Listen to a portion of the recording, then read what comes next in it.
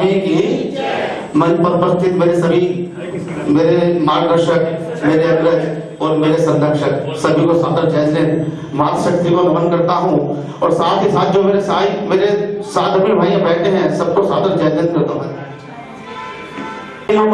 ये मेरा परम सौभाग्य है कि जैन समाज रामनगर का प्रतिनिधित्व करते हुए आज मुझे यहाँ पे सम्मान पूर्वक भाई संजय जी ने आमंत्रित किया है, उसके लिए मैं उनका बहुत बहुत धन्यवाद करता हूँ। और देखिए जैन समाज के लिए जो हमारा अनादि निधन शाश्वत तीर्थ सम्मेद शेखर जी है, उसके लिए जो आप लोग इतने सार्थक प्रयास कर रहे हैं वह इतने सराहनीय है कि मेरे पास उनके लिए कुछ शब्द नहीं है कि मैं आप लोगों की किस शब्दों से प्रशंसा करूं।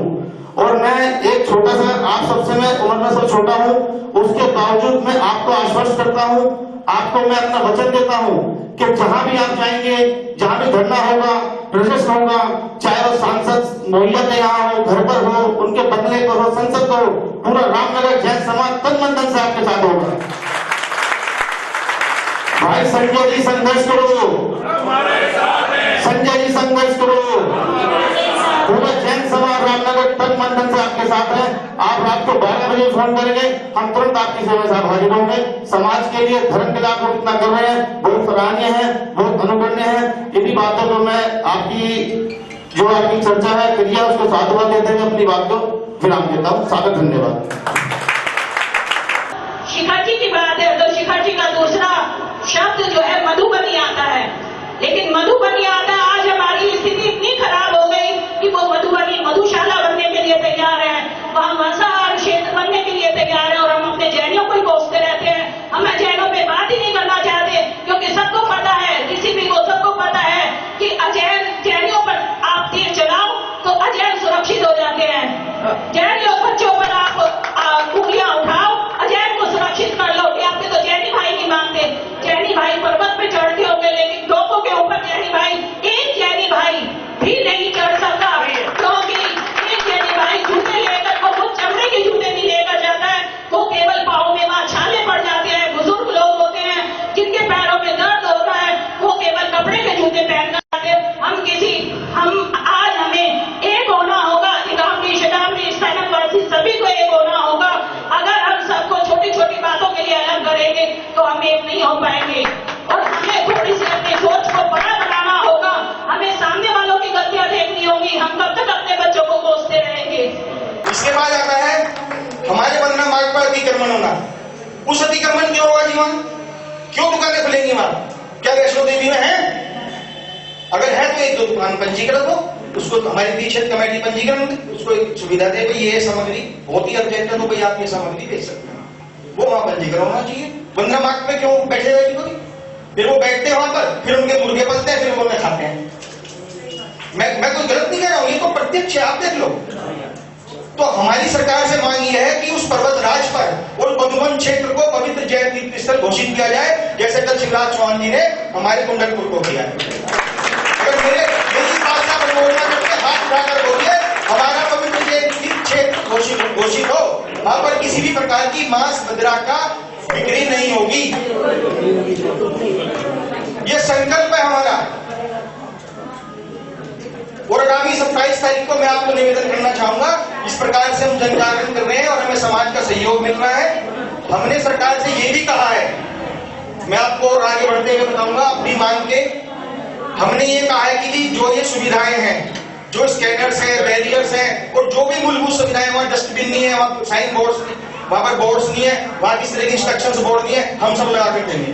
हमें आपसे कोई ग्रांट नहीं चाहिए, हमें आपसे हमने वहां पर कोई डोनेशन बॉक्स नहीं रखना है, और हमें कोई अधिकार नहीं चाहिए। Without any right, without any donation boxes और विदाउट एनी ग्रांट। हमारे समाज में सक्षम लोग हैं, एक एक आदमी अपना दान देता है, क्या हम अपने क्षेत्र पर कुछ लोगों की सुविधाएं नहीं दे सकते? हमारे योजना ज्ञान से विकास जी, हमारे भाई राजेश जी, इन लोगों ने हमें मोटिवेट किया, हमें फोन किया। निश्चित रूप से मैं भी संज्ञान में नहीं था, लेकिन जब 15 तारीख से पहले आपने फोन किया कि जिस तरह से बात है, हम लोगों ने मीटिंग की, जब विजुअल्स देखे, वीडियो देखे तो खून खोल गया। निश्चित रूप से खोलेगा, अगर कोई चैनल उस वीडियो को देखेगा तो निश्चित रूप से उसका खून खोलेगा। तो हमने सरकार से मांग की है कि हमें आपसे किसी भी प्रकार की कोई ग्रांट नहीं चाहिए, हमें कोई डोनेशन बॉक्स नहीं लगाना है, ना हमें कोई अधिकार चाहिए और ना ही हम किसी कमेटी के कार्य में हस्तक्षेप करेंगे, ये निश्चित है।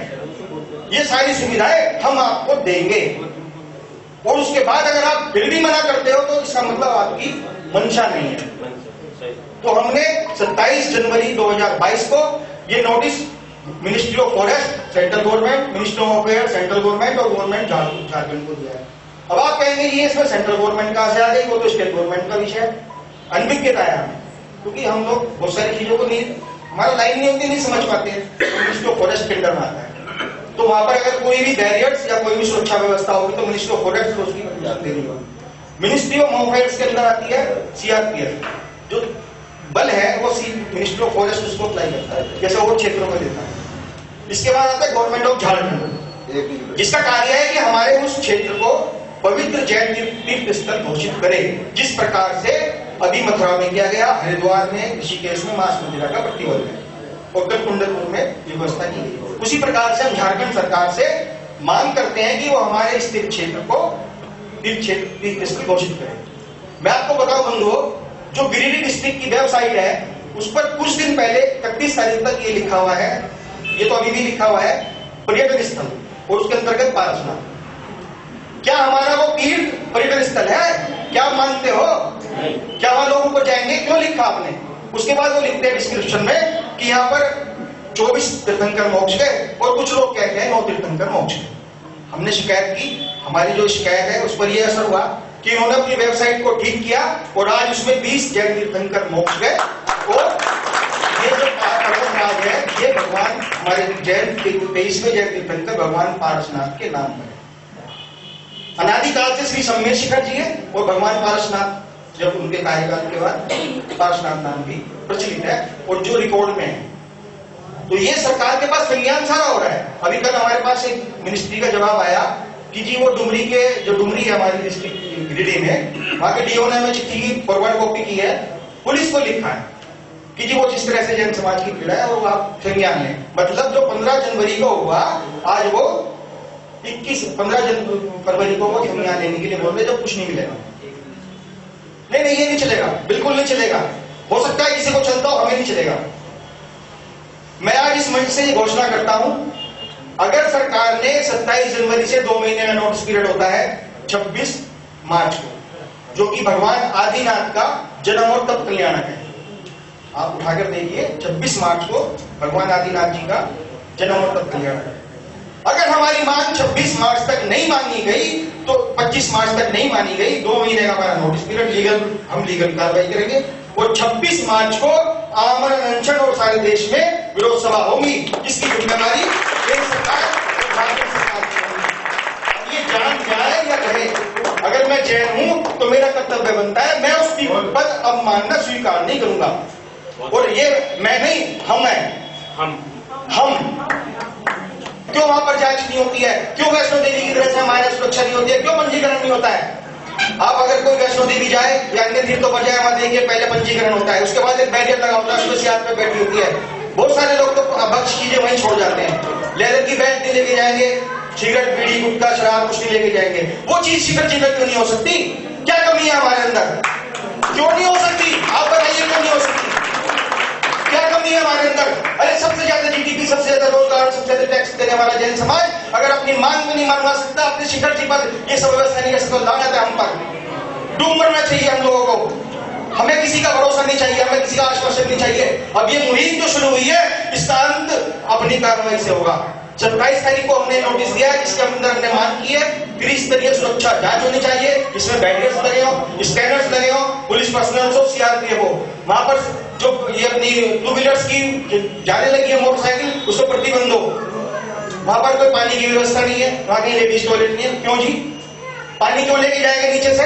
क्यों वहां 40 रुपए की बोतल खरीदेंगे? सारे पहाड़ पर हम प्लास्टिक का कचरा करते हैं, क्यों वहां पर छिड़कता है? एक 20 रुपए की बोतल को 40 की बेचने वाले 100 लोग बैठ जाते हैं, उसके बाद वहां दूसरे लोग चीजें बेचते हैं और फिर प्लास्टिक की बोतलें सारे वहां पर बिकती हैं। क्यों हमारा समाज पानी की व्यवस्था नहीं कर सकता? अरे क्या खबर आ गई? क्या लगता है बहनों भाई माताओं के लिए कोई टॉयलेट की व्यवस्था है नहीं? बताओ, कहीं पर है क्या? क्या हम छोटी छोटी चीजें जो ये मूलभूत, मैं कोई वहां पर हमने कोई 5 स्टार सुविधाएं नहीं चाहिए, हमें मूलभूत सुविधाएं होनी चाहिए, जिसके अंदर डिस्पेंसरी होनी चाहिए। अगर कितने पीछे कितनी मौतें हुई है, ऊपर कोई व्यवस्था नहीं है, क्यों नहीं है जी? क्या दिक्कत है वहां? हम यहाँ पर हजारों डिस्पेंसरी चलती है, डिस्पेंसरी चलती है, रामकुंड चलती है, दुनिया भर के डॉक्टर्स बैठते हैं, दुनिया भर के अजैन समाज के जैन समाज के लोग पैदा रहते हैं, वहां पर क्यों नहीं है? वहां क्या दिक्कत है हमारे साथ? मेरा सवाल यह है कि उस सर्वोच्च तीर्थ जिस पर 20 जैन तीर्थंकर और अनंत संत मोक्ष गए हैं, उस स्थान के लिए हम क्या कर रहे हैं? क्या हमारा लक्ष्य सिर्फ ट्रेन पकड़ के वहां पर अपना दर्शन करके वापिस आ जाने से हो जाता है? अरे उन तीर्थों से, उन अजैन लोगों से देखो जिनके तीर्थों पर किस तरह से सरकार सुविधाएं देती है। ये पीड़ा मेरी या आपकी नहीं है, पीड़ा हम सबकी होनी चाहिए। और मैं समझता हूं कि इस पूरे जो यहाँ पर बैठे हैं लोग, मेरी आवाज सुन रहे हैं, उन सब के अंदर यही भावना होगी।